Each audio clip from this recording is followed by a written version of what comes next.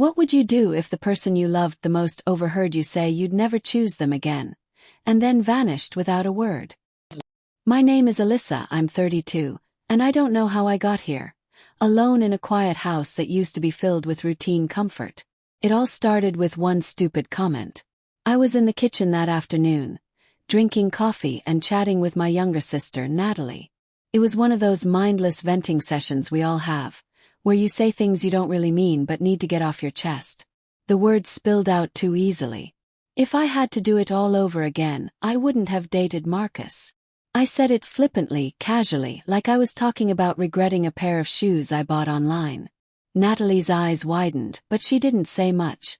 She's used to my dramatic bursts. I laughed it off, not realizing what I'd just set in motion. And then came the silence. Not Natalie's silence. No, it was something heavier, colder. The kind of silence that warns you something just shifted in the air. I turned and there he was.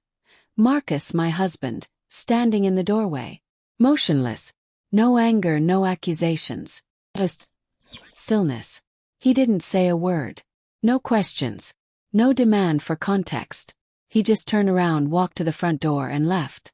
The sound of that door closing felt like a punch to the stomach. First I brushed it off. Told myself he was being sensitive, dramatic. He'll cool off, I said, sipping my wine like I wasn't unraveling inside. But when hours passed, and then the entire night, and Marcus didn't return, that's when panic started to crawl in. I sent a simple text. You okay? No response. Can we talk? Still nothing. Waited. Pretended not to care. Tried to distract myself with TikTok, stupid shows, and the glow of my phone that never lit up. By morning, the bed was still cold on his side. Shoes still by the door. Toothbrush still in the bathroom. But him. Natalie told me I should apologize. Apologize. For what? Being honest. Having a moment of doubt in a private conversation. He shouldn't have been eavesdropping anyway, I argued. But even I didn't believe what I was saying. I tried calling again. Reached out to his mom, no answer. No one had seen him. I checked our bank account, desperate for a clue, anything. That's when I saw the charge. Hotel. Mid-morning. Just outside the city. He wasn't with family. Not crashing with a friend. He was alone. And hiding. I called the hotel, heart pounding. I'm sorry, ma'am, we can't confirm guest information. I was furious. Relieved. Afraid. I typed out a message. I know where you are. Can you please stop playing games and come home so we can talk? But I deleted it. I wasn't about to beg. Not yet. But that night, I couldn't sleep. 3 days passed. Each day more hollow than the last. No calls. No text. No sign of him. I found myself doing something I'd never done before. I drove to the hotel.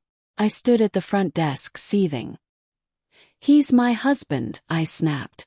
I'm sorry, ma'am, the clerk said with a rehearsed smile. I wanted to scream. I didn't. I walked back to my car and stared at the steering wheel like it held all the answers. That's when it hit me. Maybe he's really not coming back. Not this time. That evening the door opened. Marcus stepped inside. Calm, composed, unreadable. No yelling. No anger. He set his bag down, looked at me once and said, "We need to talk." He sat on the couch. I stayed standing. My arms folded, my defenses already up. You ghosted me for 2 days, I snapped. We're really doing this over one stupid comment. His reply was quiet but sharp. It wasn't just one comment, Alyssa. Scoff. So what if I said I wouldn't date you again if I could go back? I didn't say I didn't love you. But the damage was done. He looked at me, really looked. And I could see it. The hurt. The man I used to know, the one who used to laugh with me late into the night, who would bring me coffee just the way I liked it, he was gone. Or maybe he was standing there, but I'd chipped away at him so long he didn't recognize himself anymore. You said I've changed, he said quietly. But so have you. And not in a good way. I've been trying, Alyssa. I've been patient, supportive, steady. But you You tear me down, you say things you don't mean, and when I hurt, you laugh it off. The lump in my throat was suffocating. You're making this about you again, I said, desperate to deflect. You think I'm the problem? No, think we both are. But I'm done being the only one trying to fix it. He left again that night. And this time he didn't just walk out of the house. He walked out of the marriage. Begged, pleaded, promised to change. But his heart wasn't in it anymore. His texts became short, formal. He came by to collect his things.